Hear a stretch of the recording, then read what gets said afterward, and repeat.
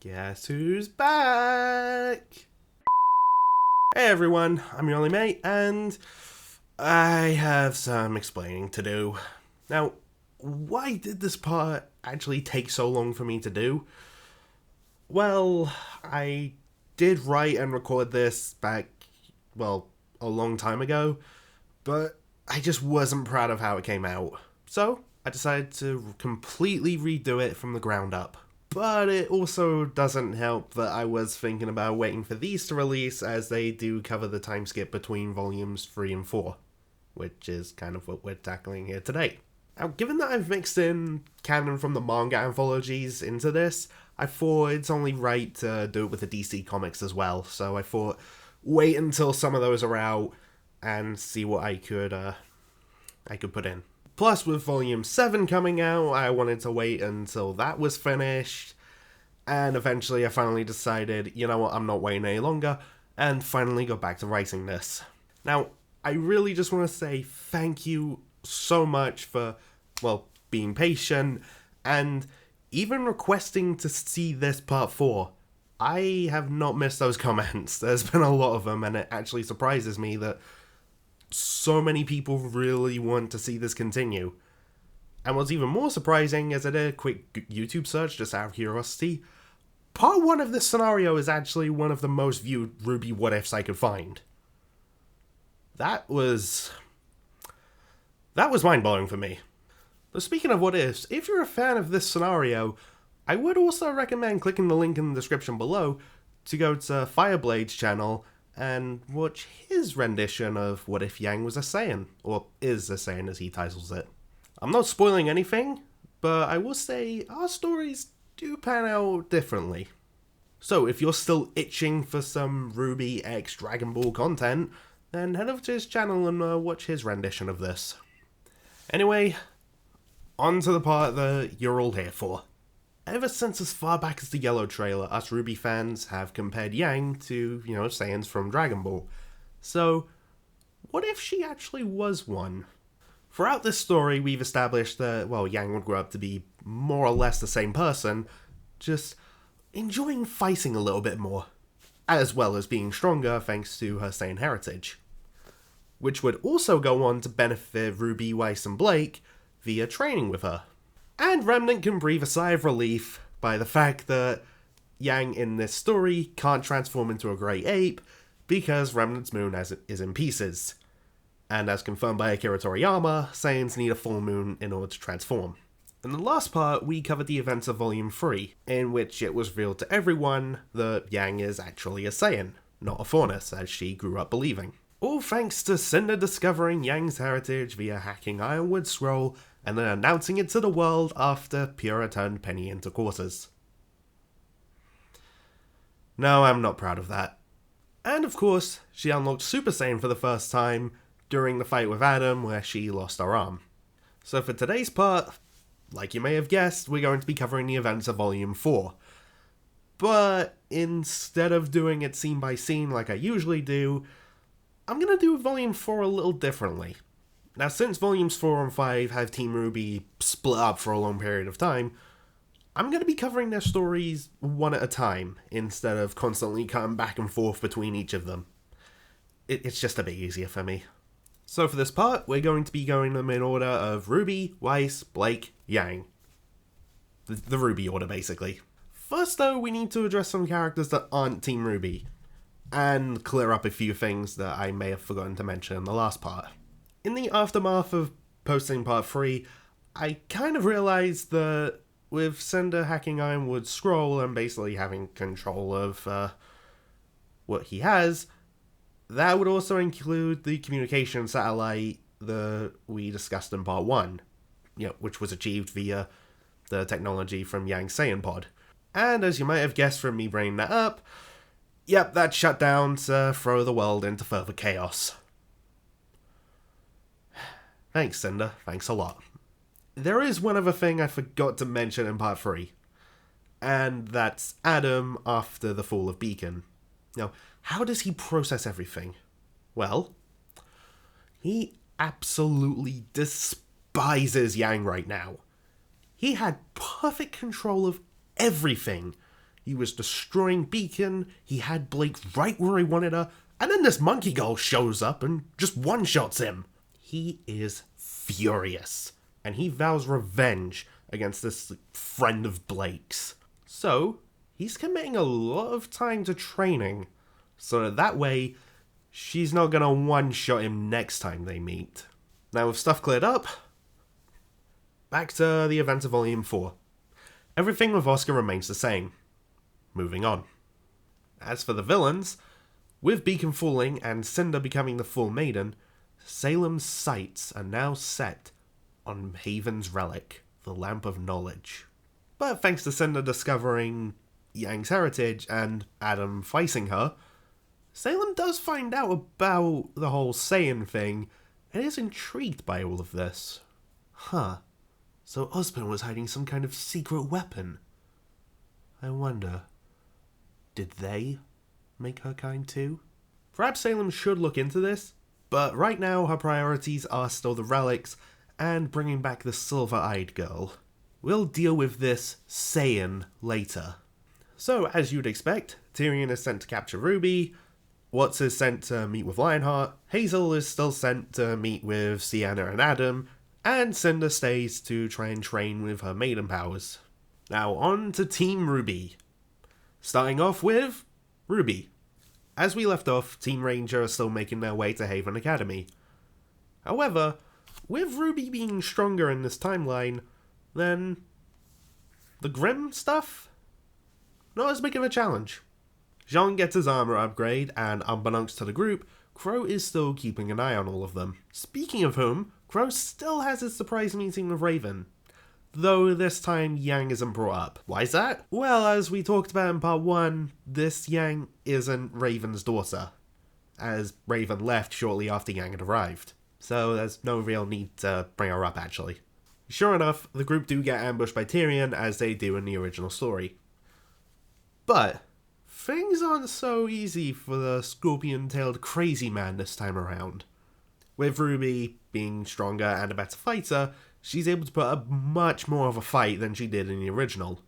Though Crow still does come in to save her just in the nick of time. We get Crow and Tyrion's fight, as you would expect, but this time, RWBY helps a lot more, and thanks to this uncle niece team up, they're able to take the upper hand and knock Tyrion unconscious. The group take this chance and restrain Tyrion, like tying him up and all that, so they can hope to get some information out of him when he regains consciousness. But Crow does have some explaining to do. So he sits the kids down by the campfire, as you'd expect, and tells them about the gods, Salem, the maidens, the relics, all that stuff. But while this is going on, Tyrion has already regained consciousness, and he's getting out of his restraints via, you know, that dislocate his thumb thing he did in Volume 7? Yeah, he does that here too. Does he act right away, though? He's biding his time, waiting for the right opportunity to strike. Just playing that he's still unconscious. As the night goes on, though, a rather particularly impatient Nora gets up, walks over to the seemingly unconscious Tyrion, being all, can we finally wake this guy up? Tyrion quickly gets out of his restraints and moves in to attack Nora with his tail. Nora is able to see this coming and gets out of the way to avoid being stabbed, but not fast enough to avoid being scratched by the tip of the tail. Oh dear, we know where this is going. Tyrion makes a quick getaway while the rest of the group are just making sure that Nora is okay. And Ren is an absolute wreck right now, because Nora got hurt while his guard is down, although he is relieved to find out that it is just a scratch. For the time being, at least. Oh, this is going to be painful. And as you may have guessed, the next morning rolls around, they check Nora's wound, and it's oozing purple. Uh-oh. So basically in this scenario, what happened to Crow in the original is happening to Nora instead. The gang need to get Nora some help. So with her on a stretcher, they make their way to the nearest town. They come across a fork in the road, which leads them to Koro Yuri. Ooh, Ren's not happy to be back here. But what do they do now? Do they split up like they did in the original? Yes, but not in the way you might think. This time, only Crow leaves the group to go up the mountain. Wait, why only Crow? Well, I highly doubt Ren would leave Nora's side, despite not wanting to go to Kuroyuri. Also, I imagine Crow making a reference to his semblance, and how the kids might actually stand a better chance of getting Nora help if he's not around. This of course makes RWBY feel really sad, but they've got a poison Nora to worry about, so they gotta get a move on. Team Ranger make their way to the village. Jean and RWBY have their talk about all the things that they've lost, and unfortunately for them, there's no medicine around to help Nora.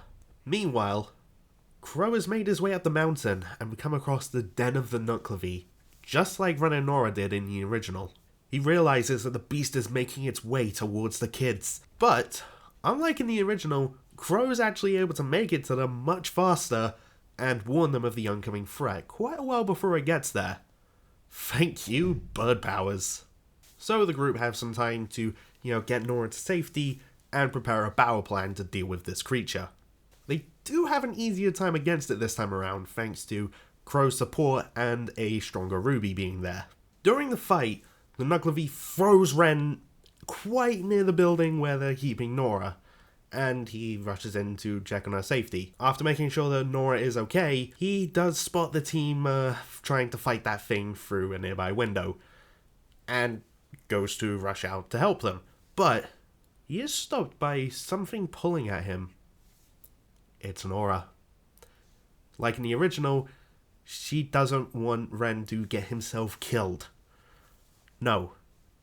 Don't end it. Not like this. Only this time with a lot more coughing and struggling to speak, because this time she's not so well. Ren regains his composure, and the rest of the Nuclevi fight plays out more or less the same, with Ren dealing the final blow, as he really should. The gang are picked up and taken to Haven Academy. Crow riding with Jean and RWBY, telling the kids how proud he is of them and how far along they've come. Ren, of course, rides with Nora, and he's telling her that they're going to make it, and she's going to be fine. He holds her hand and smiles at the horizon. But he can feel Nora squeezing his hand gently back. They make it to Haven, Nora is healed, and RWBY writes her letter to Yang. After these events, Nora, Ren, and Jean all make vows that they will become stronger. Basically, they're going to be catching up to Team RWBY. Nora vows that she won't get caught like that again. Also, if she sees Tyrion again, she will, in Nora fashion, break his legs. Ren won't let any more of his friends get hurt, and Jean refuses to lose anyone close to him ever again. That thing with Nora was way too close for comfort. But before I move on to Weiss, I want to talk about a little something else. What happens when Tyrion makes his way back to Salem this time? He informs her, and, well, send her because she's in the room, that he wasn't able to bring RWBY back, and that she is stronger than he had anticipated. But he was able to poison one of the kids before he, got out of there. He begs for Salem's forgiveness, but Salem just lets him have it, as he was bested by a bunch of kids. I expected better from you, Tyrion. You really disappoint me. Like in the original, he does savagely beat that Beowulf, and vows that he will become stronger, and this time, he will defeat those kids for making him look weak in front of his goddess. He still has his tail though, so, that's handy, right? Anyway, now for Weiss. Unfortunately, her story plays out more or less the exact same. She isn't happy at home, sings, sets a ball loose at a party. Her dad does something that, lands him at the top of a lot of people's to stab list. And she... wait, I know I should say. Oh. It is kind of his joke, so I should probably ask permission first.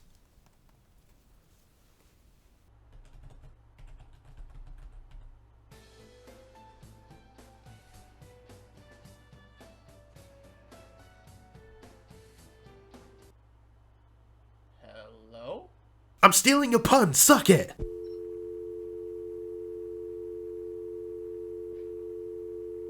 How'd he get this number? And she sneaks out of town. Nailed it. Now it's time to check in on Blake. As you may remember, she's heading home to Menagerie, and of course the Fei Long attacks, Sun makes his presence known, and that whole fight ensues like it does in the original story. But there is one big difference this time. Thanks to Blake's increase in strength and skill here, she delivers the final blow and kills it. Wait, what is this madness, mate? You're not sticking to the what if. You're just being a Blake fanboy. Unsubscribe! Okay, before anyone says anything, I have met Moscow X in person at multiple MCM London Comic Cons, and he has given me permission to use the unsubscribe joke in a what if video. Just letting you know. Also, while yes, Blake is strong enough in this timeline to kill the Fei Long this time around, she wouldn't have been able to do that if not for Sun's help. And the rest of the Blake story turns out as you'd expect. Her and Sun go to her house, meet her parents, have their encounter with Ilya, discover Adam's plans via Ilya's scroll, the Belladonna family, and Sun all come up with their plan to take the White Fang back. Now finally, we get to the girl whose name is in the title of this story, Yang. I mentioned I'm going to cover events of Volume 4, but for Yang, I'm going to be covering events during the time skip. These will be important, trust me. Now in the last part, I mentioned that Yang would be training to have better control over Super Saiyan. If you think she's going to have like full control over it and absolutely master it by the beginning of Volume 4, oh, she's not. Now just basing this off of how long it took Goku to master Super Saiyan, and by master I mean when it didn't drain his stamina. That took him, let's see, a year and a half to get from Yardrat to Earth, the 3 years he spent training for the androids, and the year that he spent with Gohan inside the Room of Spirit and Time, so 5.5 years. Now given that the time skip between volumes 3 and 4 is like 6 to 8 months, as I remember Barbara confirming on Torso a while back, yeah, Yang's not going to be having that much control of Super Saiyan anytime soon. But one day, maybe. For now, though, well, we'll see what happens. Right now, though, after RWBY has left for Haven, things are a bit tense between Yang and Tai. The revelation that Yang is, well, not only an alien and not a faunus, as she spent her life believing, but that Tai kept this secret from her for all of these years. Why did he never tell her? This is a day that Tai knew would come one day, but also one he really wasn't looking forward to. Tai tells Yang that, yes, she is in fact a Saiyan, not a faunus, along with all that he does know about her heritage via the information that they got out of the Saiyan pod, as we've discussed before, and the day that he found her. But when Yang asks, like, why did he never tell her any of this before? He tells her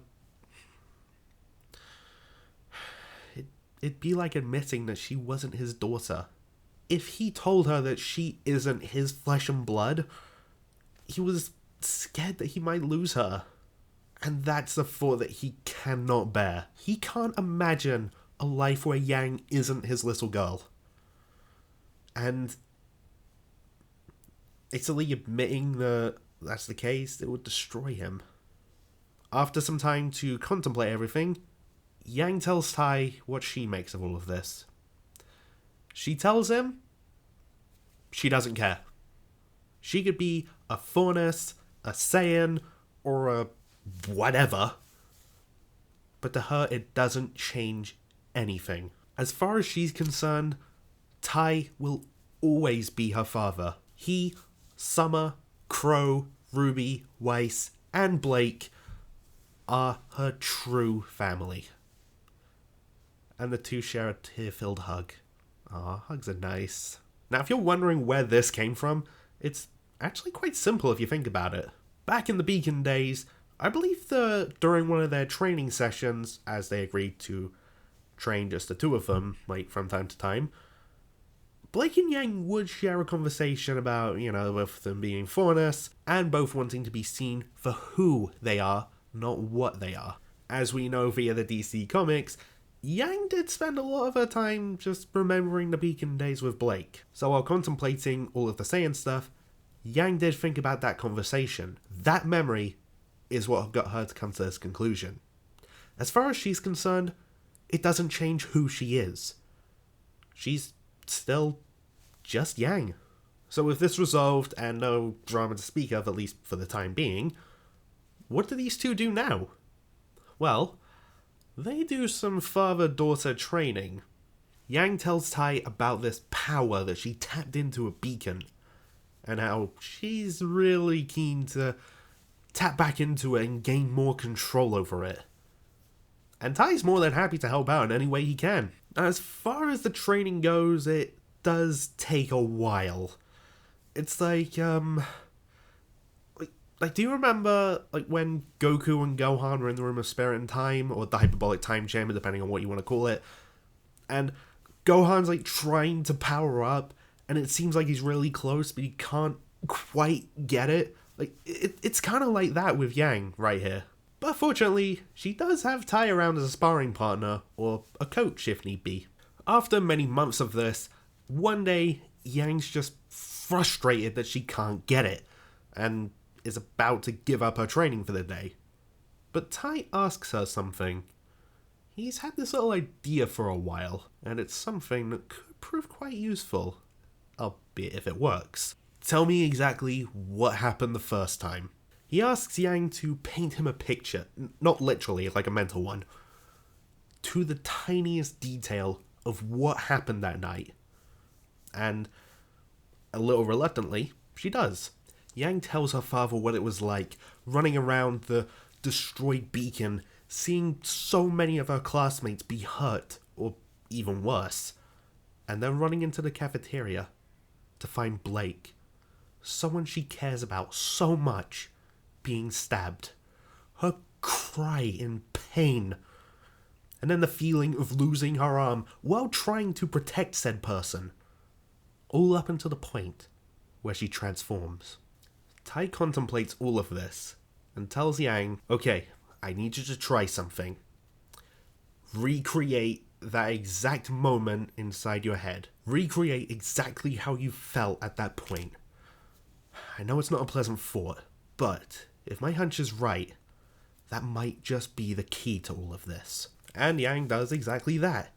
She closes her eyes and pictures Beacon, all the destruction, all of the pain, Blake's cry, the thought of losing her arm, and the image of Adam all inside her mind. Yang's rage is building. She's getting angrier and angrier and angrier. The dirt starts to rise up around her, and seeing this, Tai starts to encourage her, keep going, keep going. Yang lets out a massive scream, and she's finally done it. She's finally tapped in to the power that she felt that night. This is it. I've done it, she tells herself mentally. Now I know what some of you might be thinking. Oh, you're just using that moment and bringing up Blake as the instigator for Super Saiyan, because in the original series you ship the two of them. Allow me to explain. I think we can all agree that moment in Volume 3, when Yang rushed in to try and help Blake, is probably the angriest we've ever seen her. So, if there was any point she was going to turn Super Saiyan in this story, it's going to be that. As for that being the instigator, well, I'd like to remind you of a little something that future Gohan said to Trunks in the Future Trunks special. With Gohan telling Trunks that in order to go Super Saiyan, he recreated everything he felt, all the anger, all the pain, everything, until he could finally become a Super Saiyan again. So, with that in mind, yeah, this felt like the natural choice. Anyway, back to Yang and Tai. Yang turns to see her father and gives him a massive smile, because she's finally done it thanks to his help. And Tai's just thinking about how proud he is of his daughter right now. And he smiles back. But in Tai and Yang fashion, he chuckles and just says, huh, blonde is a good look for you. She chuckles back and says, well, someone in the family has to pull off blonde. They share some banter and resume their training. Now, if you recall, I mentioned that Yang doesn't know anything about Super Saiyan or what it's even called. So in this story, what does she call it? She dubs this form Super Yang. The reason being that because she feels super strong in that state, and as far as she's aware, she's like the only person who can do this, so why not name it after herself? Fast forward to the beginning of Volume 4. Now, I believe because of Yang and Tai resolving the whole Saiyan thing, all this training that they've done, and Yang finally tapping into Super Saiyan again, we may actually see Yang happier this time around. So much that when Tai comes home with the new arm, Yang's eager to try that thing on right away. She just can't wait to start training with it. Does she still have the Adam nightmares though? Yes, though not as frequent or as bad. The reason being is that during Yang's training when trying to tap into Super Saiyan again, she's had to revisit that moment constantly and overcome it in order to gain new control of this power. Though that does still involve her suffering a little nightmare from time to time. Of course, like in the original, we still get Port and RWBY visiting. This time though, the Goliath in the room is the whole Yang being an alien thing, not the losing an arm. But Yang's cool with talking about it, and even admits that it does explain a lot. With Tai even jokingly weighing in, saying, yeah, like how you've never needed a haircut throughout your life. That's been weird trying to explain to RWBY. Of course, the next day we resume to Yang and Tai sparring together. Though over the course of their training, Tai's noticed something, and he has to call Yang out on it. She's been relying on Super Yang whenever they spar together, which basically leaves him to have to take care of a rather exhausted Yang afterwards. Basically, in this timeline, it's the same thing with her semblance. Tai brings up the scenario, what if you use it and miss? Now you're just tired and vulnerable. So, Tai tells Yang about Raven, as her approach to everything was very, very similar to how Yang is. The only difference being that he doesn't refer to Raven as Yang's mother. So the two share a talk about trying not to just smash through obstacles, but to try and think around them and conserve her energy in an important fight. Yang puts this advice into practice as soon as they start sparring again. She does not go super this time though, as she's been doing a lot. She works around Tai's defenses just like in the original. But then she flashes in super and delivers a really powerful punch in the gut, which leaves Tai quite winded. Yang powers down and rushes to him in a panic, frantically asking, "Oh, Grapes, Dad, are you okay?" Tai just looks up and says, "That's my girl." Oh. Just like in the original, we get Yang painting her robo-arm and getting Bumblebee ready to go off and find RWBY. Tai does have his last chat with her and asks Yang what her plan is. Oh, that. Yang does tell Tai that she is planning to go off and find RWBY, but she's extremely worried. And that being because she doesn't know exactly where RWBY is right now. I mean, she knows that she's going to Haven Academy, so she's in Mistral, but for all she knows, RWBY hasn't gotten there yet, and she has no clue where RWBY might actually be. All she knows is that Crow is keeping an eye on her, and at that moment, Tai stops her and says that he's just had a little idea that could help. An idea that could get Yang to RWBY a lot faster than she thinks. What is this idea? Well, let's just say it's about time Yang met her, I guess you would say long lost aunt. And that's where we're going to be leaving things for right now. So what do you think? Did you like this part? And once again, I'm really, really sorry this took me so long to do, and I am super grateful for all your patience and just love for this series. So I hope this lived up to any hopes that you may have had. But as for next time, how will the Battle of Haven fare with Yang being a Super Saiyan? And how will everything go down with Yang's aunt in this scenario? Now with that being said, I'm not using my Goku outro this time. Here is my Yang outro. Bye. Thanks for watching You're Only Made on YouTube. You rock! Fine, can I just... Thanks for watching!